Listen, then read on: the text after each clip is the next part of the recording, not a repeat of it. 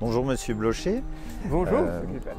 Le Conseil national des évangéliques de France affirme que dans les 10 prochaines années, nous allons avoir 1000 postes pastoraux vacants, ce qui correspond à environ une centaine de postes qu'il faudrait à pourvoir par année. Quel serait selon vous le rôle des unions d'églises, des églises locales et des lieux de formation pour répondre à ce besoin? Je crois que le constat est réaliste. Je ne le remets pas en doute. Et je pense que les unions d'églises et les institutions ont une responsabilité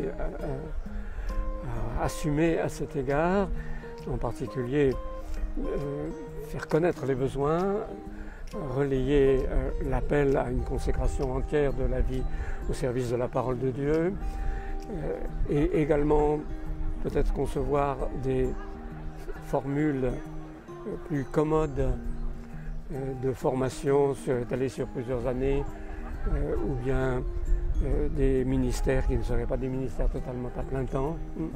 Donc tout cela, je pense que les unions d'église et les institutions peuvent s'en occuper, mais il me semble que la priorité, c'est quand même la prière. Jésus dit, priez le maître de la moisson d'envoyer des ouvriers dans sa moisson. Mon expérience serait que des pasteurs qui ne sont pas pleinement appelés par Dieu, c'est bien pire qu'une absence de pasteur.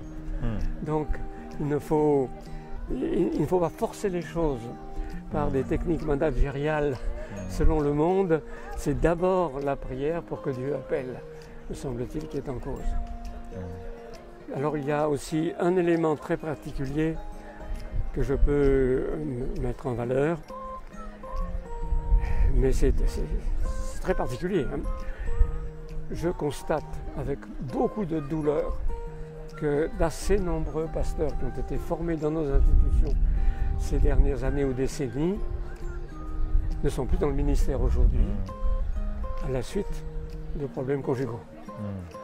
Et là, il me semble que les unions d'église et les institutions devraient faire encore davantage, et il y a déjà des choses qui se font, mais pour le soin des couples pastoraux, les pressions du monde moderne et les changements de sensibilité, en particulier des femmes, sont tels que c'est un point de fragilité, et il est vraiment désastreux que l'on forme des jeunes qui sont de qualité, et pour finalement que la ruine de leur foyer les empêche de répondre aux besoins des églises.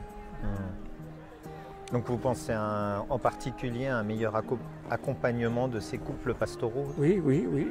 Alors moi, je ne suis pas du tout un spécialiste de ces questions. Il y en a, mais il me semble qu'un investissement très important devrait être consenti à cet égard. Je vous remercie. Merci.